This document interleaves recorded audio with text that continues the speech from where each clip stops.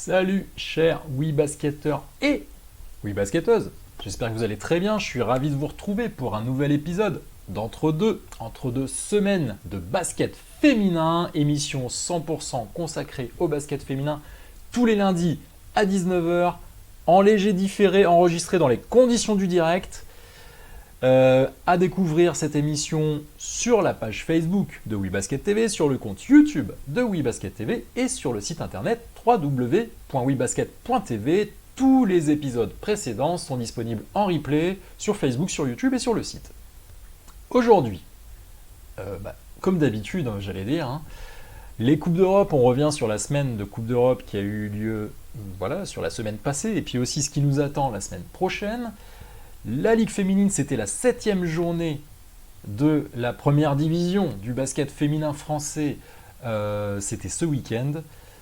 On fera, comme d'habitude, un point sur les statistiques individuelles de cette 7e journée. En Ligue 2, c'était la 6e journée. On fera aussi un petit point sur la Coupe de France qui nous attend lors de cette semaine prochaine. Et puis un thème mystère, inséparable. Vous découvrirez ça en fin d'émission. Allez, c'est parti, on va commencer par le premier thème, c'est la semaine des Coupes d'Europe. Il s'est encore passé beaucoup de choses en Coupe d'Europe. On commence, comme d'habitude, par l'Euroleague. C'était la 6e journée d'Euroleague. Alors je vous rappelle qu'en Euroleague, il y a des groupes de 8 équipes, donc la fin des matchs allés, ce sera la 7e journée d'Euroleague, ce sera cette semaine, donc on est tout proche de la fin des matchs allés. Et que s'est-il passé dans le groupe A? Nadezhda Orenbourg a battu de façon assez étroite, l'équipe de TTT Riga 69-61. Ekaterinbourg a éclaté Bourges. Ekaterinbourg, c'est quasiment dans leur nom. 86-47, victoire très sèche d'une quarantaine de points. Bren a réalisé ce dont on ne les croyait pas capables, ce dont on supposait qu'ils étaient capables de battre un adversaire direct dans le bas de classement. C'est le cas avec Čukurova, mais par contre, elles les ont battues de 30 points, et ça, c'est pas tout à fait ce qu'on attendait, mais bravo à l'équipe de Fred Duzard et de Melissa Diawakana et de Chakwedia Wallace qui était passé dans le championnat de France. Donc victoire du Castor Bren 90-59 face à Čukurova, qui pourtant s'était un petit peu renforcée ces dernières semaines, mais qui subit la loi des Belges. Et l'USK Prague continue sa domination dans ce groupe en allant chercher une victoire au Reyer Venezia sur le score de 77-50. Dans le groupe B, là où nous avons deux équipes françaises, alors on va commencer par le choc de bas de classement, bizarrement. Kursk était en bas de classement avec Sopron, alors on verra tout à l'heure le classement du groupe B qui reste très serré de la première à la dernière place. Mais en tout cas, Kursk a remis les points sur les i, si je puis dire, en battant assez largement d'une trentaine de points Sopron sur le score de 78-47. Très belle performance du BLMA qui a battu en toute fin de match, notamment. Vraiment, c'était à égalité. Et puis je crois que c'est une interception de Samy Whitcomb qui fait basculer le match en fin de match. Ça faisait 74 partout et finalement 76-74 pour le BLMA. Très belle victoire face à ceux qui étaient, et qui sont encore d'ailleurs, leaders du groupe B. Pour le LDLC Asvel féminin, on peut véritablement parler d'une contre-performance, défaite à la maison 71-87 face à une équipe supposée moins forte, mais on s'aperçoit quand même que déjà dès la semaine dernière et peut-être même la semaine d'avant, que le Arka Gdynia ne se laisse pas faire du tout. Ils avaient battu Ekaterinbourg d'ailleurs. Ekaterinbourg, je dis des bêtises, ils n'avaient pas battu Ekaterinbourg, c'était Riga qui avait battu Ekaterinbourg, et puis Gdynia, je crois, avait battu Sopron. Donc victoire de Gdynia sur le terrain de Mado Bonnet sur le score de 87-71, avec notamment deux joueuses qui ont enquillé les tirs à longue distance et sur lesquels le LDLC n'a pas pu lutter, n'a pas pu en tout cas contester les tirs. Et victoire très light de 3 points du Familaschio face à Gérone. Donc vraiment, vous voyez que dans ces groupes-là, c'est très très serré. Le top 5 de cette 6e journée d'Euroleague, on a Nika Baric, la meneuse du Dynamo Kursk, Et on a deux joueuses, hein, voilà, deux joueuses de Gdynia face au LDLC Asvel féminin qui ont vraiment performé. C'est Balintova et Papova notamment qui a fait un festival à 3 points, notamment en fin de match. Si vous avez regardé le match, c'était assez impressionnant, elle mettait tout ce qu'elle voulait. On a Céleste Trahan-Davis qui a fait un superbe double-double donc pour les Castor-Bren, et Emma Messman qui a fait un match très très intense, très très fort face au Tango Bourges Basket. Qu'est-ce que ça donne au niveau du classement? Alors dans le groupe A, on a toujours les deux équipes qui dominent, hein, Ekaterinbourg et Prague, qui ont un bilan de 5 victoires pour une défaite. Ensuite, on a Nadezhda Orenbourg qui est tout seul troisième avec 4 victoires pour 2 défaites. On a deux équipes qui sont les deux équipes francophones qu'on suit un petit peu plus particulièrement, qui sont Tango Bourges Basket et Castor-Bren, avec 50% de victoires.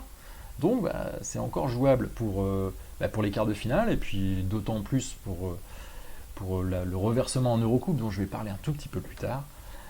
Une équipe seule sixième, c'est Čukurova, et deux équipes qui ferment la marche avec une seule victoire en 6 matchs, donc une victoire et 5 défaites, qui sont TTT Riga, Reyer, Venise. Dans le groupe B, alors là, vous voyez, dans le groupe A, il y a quand même 4 victoires, 4 matchs d'écart entre le premier et le dernier. Et dans le groupe B, il y a juste 2 matchs d'écart entre le premier et le dernier. Donc, et le dernier qui est Sopron, qui était premier il y a encore assez peu de temps. Fenerbahçe, malgré la défaite sur le terrain du BLMA, garde sa première place. Mais donc voilà, on a 3 équipes qui sont à 4 victoires pour 2 défaites. C'est donc Fenerbahçe, Montpellier et Skio. Ensuite, 2 équipes à 50% de victoire. Dynamo Kursk, qui était le grand favori de ce groupe, hein, récent vice-champion d'Europe, et Arka Gdynia, qui était le grand favori de ce groupe pour être dernier, qui sont à 3 victoires pour 3 défaites, donc à 50%. Et on a donc 3 équipes qui ferment la marche avec uniquement 2 victoires en 6 matchs. LDLC Asvel féminin, Sparcity Giron et Sopron Basket. Tout est encore possible, on n'a pas encore terminé les matchs allés. Et d'ailleurs, justement, on termine les matchs allés cette semaine, ce mercredi et ce jeudi. C'est le 7e match. Ça nous donnera déjà une première tendance, hein, sur les confrontations. Toutes les équipes se seront déjà rencontrées une fois.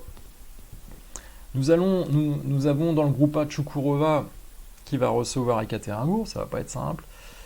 Riga, Reyer, Venise, qui sont de mémoire les deux équipes, hein, les deux équipes qui ne comptent qu'une seule victoire, vont se rencontrer. Donc à 16h pour Čukurova face à Ekaterinbourg, à 18h pour Riga face au Reyer Venise.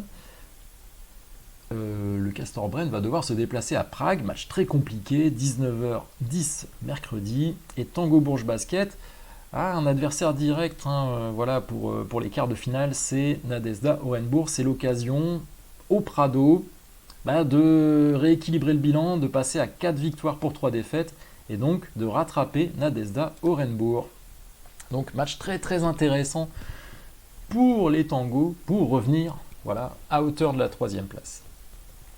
Dans le groupe B, LDLC Asvel féminin qui reste sur une contre-performance, ou en tout cas une déception face à Gdynia. Ça peut être l'occasion d'aller faire un coup à Fenerbahçe, et ça relancerait encore plus complètement ce groupe B. Arka Gdynia va recevoir Dynamo Kursk, l'équipe supposée la plus faible face à l'équipe supposée la plus forte, et qui finalement ont le même bilan, 50% de victoire.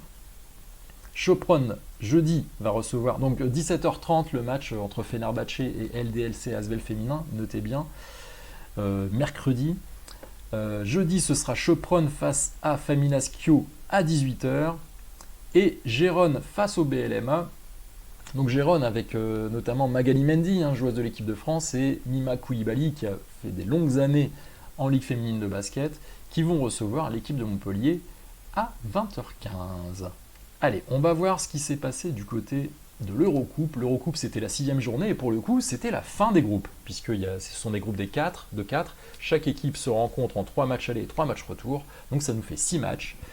Basketland était déjà qualifié, mais Basketland a enfoncé le clou, 6 victoires en 6 matchs, avec une victoire face à DVTK Miskolc, l'équipe hongroise, sur le score de 81-66. Dans l'autre match, Pécs est définitivement l'équipe qui était la plus faible de ce groupe.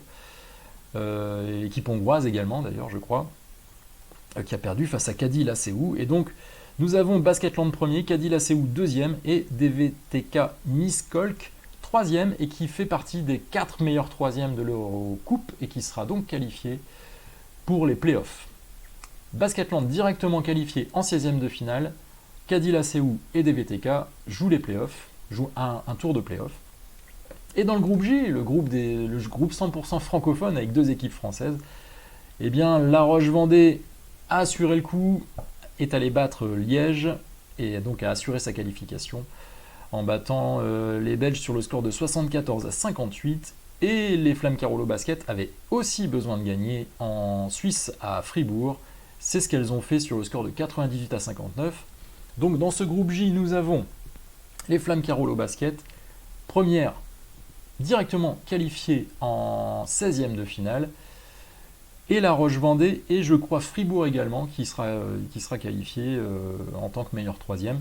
Donc La Roche-Vendée et Fribourg qui vont jouer le tour préliminaire. D'ailleurs, on va aller regarder ça tout de suite. Enfin, le tour préliminaire, voilà le round 1. Alors j'espère que vous voyez assez bien. Il faudra vous rapprocher si vous êtes sur smartphone. Sur ordinateur, normalement, vous devriez voir correctement comment ça va se passer. Ça se jouera. Donc on aura un tour de play-off pour les deuxièmes et meilleurs troisièmes.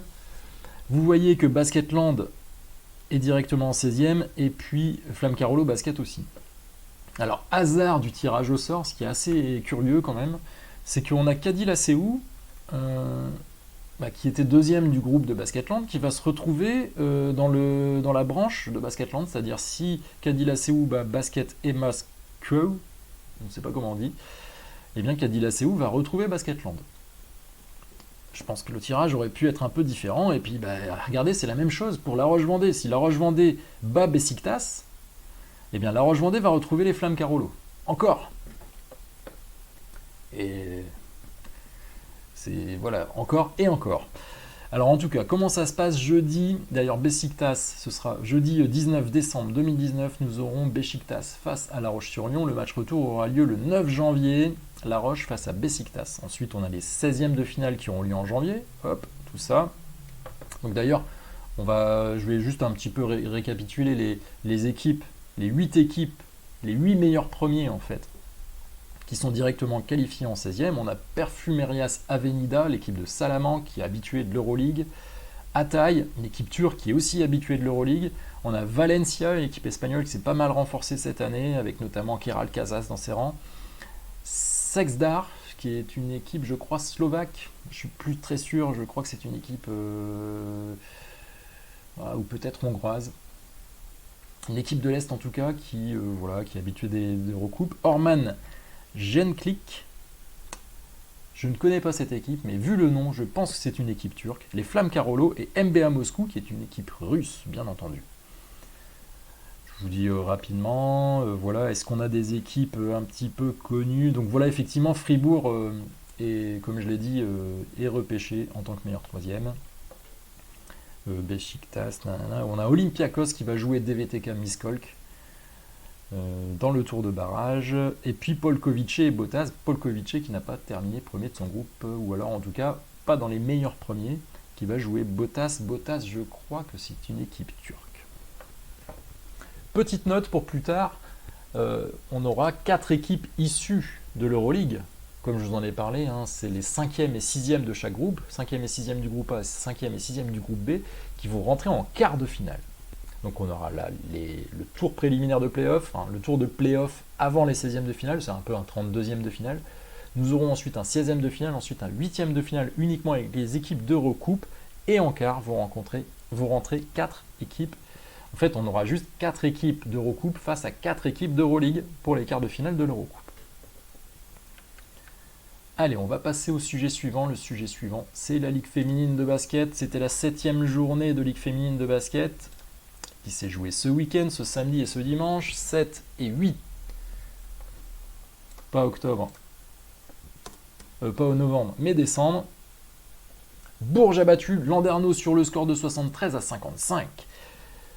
Tarbes a été défait sur son terrain par Montpellier sur le score de 75-83. Villeneuve est allé battre Charnay sur le score de 67-58. Basketland est allé gagner à Nantes sur le score de 79-58. Charleville a battu La Roche-Vendée, encore. Encore une confrontation entre Charleville et La Roche-Vendée sur le score de 89 à 63. Et Lyon a battu Saint-Amand sur le score de 79 à 66. Qu'est-ce que ça nous donne au classement? Eh bien, Lyon toujours au premier avec Montpellier, avec le même bilan, c'est-à-dire de 7 victoires pour une seule défaite. Ensuite, nous avons Bourges et Basketland qui ont pris la place de La Roche-sur-Yon. Hein. Ces trois équipes étaient à égalité lors de la journée précédente, La Roche-sur-Yon ayant perdu, Bourges et Basketland ayant gagné. Bourges et Basketland sont 3e et 4e avec un bilan équivalent de 6 victoires pour 2 défaites. La Roche-sur-Yon, La Roche-Vendée Basket Club, seul 5e avec un bilan de 5 victoires pour 3 défaites. Landerneau, seul 6e avec un bilan équilibré à 50% de victoires, 4 victoires pour 4 défaites. Ensuite, on a 3 équipes qui ont le même bilan, un bilan légèrement négatif. De la 7e à la 9e place, nous avons Tarbes, Villeneuve-d'Ascq et Saint-Amand-Hainaut qui ont 3 victoires pour 5 défaites. Donc vous voyez que Villeneuve-d'Ascq s'est replacé à la 8e place. Ensuite, nous avons Charleville-Mézières qui est seul 10e avec un bilan de 2 victoires pour 6 défaites et 2 équipes qui n'ont pour l'instant enregistré qu'une seule victoire qui sont Charnay-les-Mâcons et Nantes-Rezé Basket. Allez, un petit coup d'œil sur les statistiques individuelles. Qui a performé ce week-end? Eh bien, un classique, mais même encore un peu plus qu'un classique, puisque c'est un record de points cette saison établi par Stéphanie Mavunga. Vraiment Stéphanie Mavunga qui domine ce début de saison, en tout cas de Ligue féminine de basket, et qui a marqué 33 points face à Tarbes. Le précédent record de points cette saison était détenu la dernière journée par sa coéquipière Samy Whitcomb qui avait marqué 29 points. Donc Stéphanie Mavunga marque 33 points. Nous avons Arin Ellenberg, donc c'était face à Tarbes, joueuse du BLMA bien entendu. Arin Ellenberg, joueuse de Saint-Amand, joueuse combo guard, meneuse arrière, qui a marqué 23 points face à Lyon. Et nous avons 2 joueuses qui ont marqué 22 points. Louis Alvarsson du TGB Tarbes Jess Bigorre qui a mis 22 points face à Montpellier, et Jordan Moore du CDBS Charnay-les-Mâcons qui a marqué 22 points face à Villeneuve. Du côté des rebondeuses, eh bien encore Stéphanie Mavunga et encore le record de la saison avec 17 rebonds. Donc Stéphanie Mavunga, vraiment joueuse dominante du BLMA qui a capté 17 rebonds face au TGB. Nous avons encore Jordan Moore, qui était là, 22 points, et qui fait aussi un double-double, 22 points et 14 rebonds pour Jordan Moore, l'intérieur de Charnay, donc 14 rebonds face à Villeneuve. Et dans le même match, nous avons Mame-Marie Sidiop, qui est arrivée en cours de saison à Villeneuve, qui a capté 11 rebonds, donc face à Charnay. Au niveau des passeuses, nous avons Marine Johannes qui a distribué 8 passes décisives, et ensuite nous avons 3 joueuses, dont 2 qui sont dans la même équipe, Amel Boudera et Georgia Sotana, donc des Flammes Caroul au basket, qui ont distribué 6 passes décisives, et Hortense Limousin, donc c'était face à La Roche-sur-Yon, et Hortense Limousin, qui dans le même match que Marine Johannes, a distribué 6 passes décisives dans le match Lyon-Saint-Amand. Donc Hortense Limousin du Saint-Amand et nos basket, la capitaine d'ailleurs du Saint-Amand et nos basket. Au niveau des statistiques, nous avons les interceptions, et là c'est un grand classique, puisqu'on a 2 joueuses qui sont très souvent citées dans le classement des interceptions, qui sont Joanne Gomis de l'ESBVA Lille Métropole et Sarah Michel du Tango Bourges Basket. Joanne Gomis a volé 5 ballons face à Charnay, et Sarah Michel a volé 5 ballons également face à Landerneau. Nouvelle venue dans ce classement des interceptions, c'est Marie Pardon, la jeune joueuse transfuge du Lyon Asvel féminin, du LDLC Asvel féminin vers le Tango Bourges Basket. Qu'est-ce que je raconte? Tarbes Jess Bigorre, l'équipe de Tarbes, c'est le T qui m'a induit en erreur, et donc Marie Pardon a aussi volé 5 ballons face à Montpellier. Donc là, dans les meilleurs classements de la saison, j'ai oublié de le dire, pour les passes décisives, c'est toujours Amel Boudera qui a le record de la saison avec 13 passes décisives. Donc c'est un gros score en termes de passes décisives. Toujours dans les bons coups au niveau passes décisives, Amel Boudera, comme vous voyez. Au niveau des interceptions, je crois qu'il y a 5 ou 6 joueuses qui ont fait 6 interceptions dans un match, dont Sarah Michel et Joanne Gomis. Je crois qu'il y a aussi Sammy Whitcomb et Jacinta Monroe. Et peut-être encore une 5e joueuse que je n'ai plus en tête.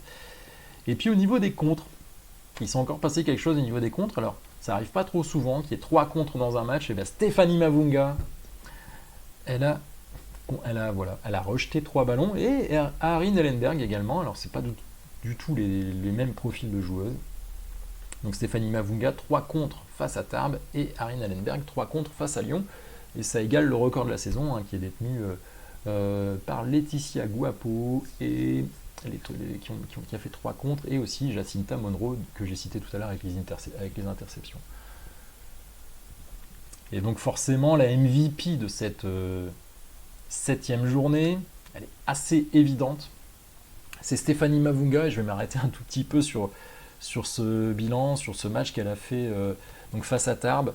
33 points, 17 rebonds, c'est un espèce de méga double-double hein, quand même. Quand on met 33 points et 17 rebonds, c'est énorme. 3 contres et 41 d'évaluation. Donc bravo à elle, bravo à Montpellier vraiment d'avoir fait signer cette joueuse en début de saison. Là, je crois que c'est vraiment le coup de l'année. Un point sur la prochaine journée de championnat. Ce ne sera pas cette semaine, ce sera le 19, le 20 et le 21. Nous aurons Villeneuve-d'Ascq face à Landerneau, Nantes, Rezé face à Charnel et Mâcon, Basketland face au LDLC Asvel féminin, Saint-Amand-Hainaut face au Tango Bourges. Les Flammes Carolo de Charleville-Mézières recevront le BLMA de Latte Montpellier. Et La Roche-Vendée recevra Tarbes-Gesse-Bigorre. Allez, on va passer à la Ligue 2 maintenant. Que s'est-il passé en Ligue 2 ? C'était la 7e journée.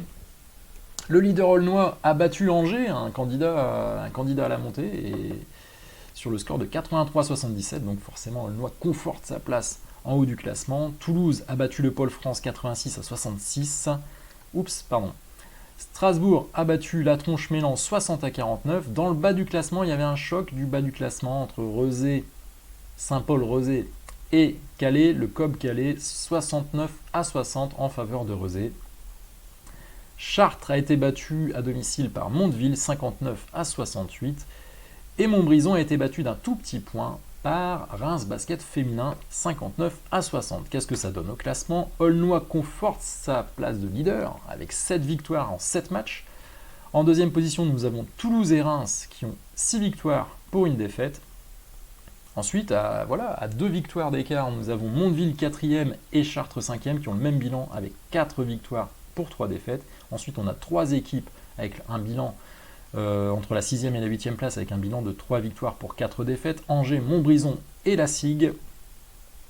Ensuite, 2 équipes avec 2 victoires, la Tronche-Mélan et Rezé. Et enfin, ferme la marche le Pôle France et Calais avec une seule victoire. Le programme, là encore, ce ne sera pas ce week-end, mais le week-end suivant. Reims va recevoir Toulouse, Mondeville recevra Aulnois, Angers recevra Rezé. Le Pôle France va accueillir la SIG, la Tronche-Mélan va recevoir Montbrison et Calais recevra Chartres. Petit point donc sur ce qui va se passer cette semaine, puisqu'il n'y a pas de Ligue féminine de basket le week-end prochain, ni de LF2, c'est parce qu'il y a de la Coupe de France. Alors la Coupe de France, nous en sommes au 8e de finale, et qu'est-ce qui se passe en 8e de finale ? Ce sont les équipes de Ligue féminine que je vous ai mises en gras, qui ont joué l'Eurocoupe. En 16e de finale, c'était les équipes de Ligue féminine qui ne jouaient pas de Coupe d'Europe qui rentraient. Et là, cette fois-ci, en 8e, c'est les équipes d'Eurocoupe. Et en quart, nous aurons les 3 équipes d'Euroleague, Asvel, Bourges et BLMA. Donc là, c'est Basketland, La Roche-Vendée et les Flammes Carolo qui rentrent en 8e de finale. Jeudi, nous aurons droit à Mondeville face à Landerneau, Mondeville de Ligue 2 face à Landerneau de Ligue féminine. Basketland recevra Charnay pour un duel 100% Ligue féminine. Samedi 14, nous aurons Tarbes face à Nantes-Rezé. Duel 100% Ligue féminine. Toulouse de Ligue 2 recevra le SBVA Lille Métropole. Et encore une confrontation entre La Roche-Vendée et les Flammes Carolo. Donc samedi à 20h. Et justement, c'est le sujet suivant. Ils sont inséparables, décidément, ils sont inséparables. Les Tigresses de La Roche-Vendée Basket Club et les Flammes Carolo Basket Ardennes. En fait, là, en 2 mois, elles se sont déjà rencontrées, enfin, elles vont se rencontrer 4 fois. 2 fois, elles se sont rencontrées en Eurocup. Alors, c'était le 23 octobre, le premier match. C'était à la salle des Oudéry, à La Roche-sur-Yon. Et c'est les Flammes Carolo qui étaient allées gagner en Eurocup de façon d'une vingtaine de points sur le score de 80-58. Et puis au match retour, quand ça s'est joué à la Caisse d'Épargne Arena de Charleville-Mézières, c'est La Roche-Vendée qui est venu gagner. Donc c'était le 27 novembre. C'était sur le score, là c'était avec 3 points d'écart, c'était sur le score de 84-81. Ce week-end, les 2 équipes se sont jouées en championnat, ont fait leur match aller de championnat. Et les Flammes Carolo ont battu La Roche-Vendée 89-63. Et le week-end prochain, donc le 14, samedi à 20h, ce sera leur 8e de finale et elles joueront. Donc là, ça se jouera aux Oudéry. Donc c'est bien, là, en 2 mois, il y aura eu 4 matchs, et donc 2 matchs à La Roche et 2 matchs à Charleville. Et puis en Eurocup, rappelez-vous, elles sont susceptibles de se rejouer.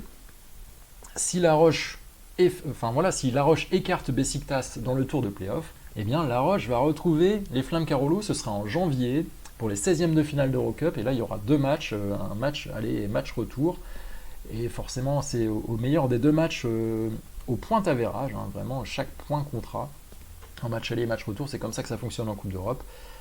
La meilleure équipe sur l'ensemble des 2 matchs se passera en 8e de finale.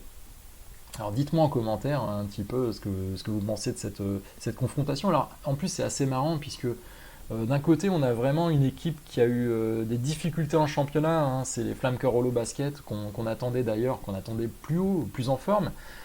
Et puis en fait elles se sont plutôt révélées supérieures en Coupe d'Europe, en tout cas dans leur confrontation directe et puis générale d'ailleurs avec les autres équipes face au RVBC. Et par contre, en championnat, c'est plutôt le RVBC qui fonctionnait mieux, sauf que finalement, ce week-end, victoire assez convaincante des Flammes Carolo face à La Roche-Vendée. Bon, La Roche-Vendée était sur un trip de 3 déplacements, les Flammes Carolo a fait 2 déplacements, et donc le 3e match à domicile, peut-être que c'est une dimension aussi qu'il faut intégrer. Mais en tout cas, les Flammes ont l'air d'avoir retrouvé de la vivacité. La Roche-Vendée, c'est pas forcément cette défaite-là qui va tout remettre en question, puisqu'elles ont fait quand même 2 victoires, une victoire à Saint-Amand à l'extérieur, une victoire à Liège en Coupe d'Europe, et là c'était une défaite face aux Flammes Carolo, qui reste quand même une grosse équipe. Ça va arriver à des gens, je pense, de perdre face aux Flammes Carolo cette saison. Donc, mais est-ce qu'on a retrouvé les Flammes Carolo justement jusqu'à la fin de saison? Est-ce qu'elles vont nous faire un petit peu comme l'an dernier, rappelez-vous, l'an dernier, les Flammes Carolo avaient fait un début de saison assez compliqué pour faire une très très bonne 2e partie de saison dès le mois de janvier 2019. Pour aller jusqu'en demi-finale de championnat d'ailleurs, et en finale de Coupe de France, comme d'habitude, j'allais dire. Alors dites-moi un petit peu ce que vous pensez du regain de forme, a priori, ce n'est qu'un match, des Flammes Carolo. Et tiens, dites-moi d'ailleurs, quel est votre favori pour ce match de Coupe de France entre les Flammes Carolo et entre le RVBC, parce que ça va se jouer à La Roche-sur-Yon, et le FCB. Voilà, c'en est tout pour aujourd'hui.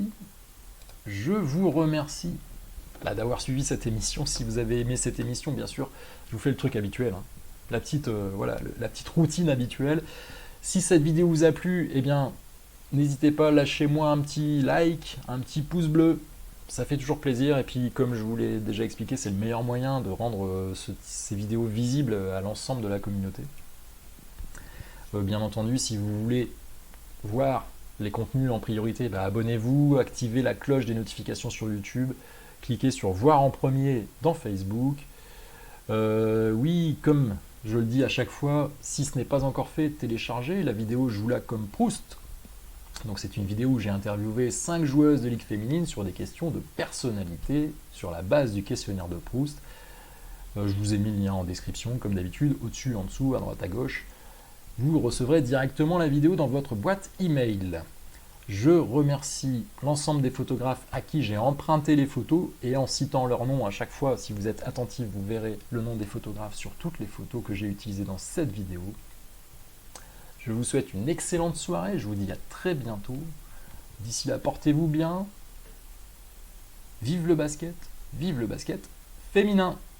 Ciao, ciao, ciao.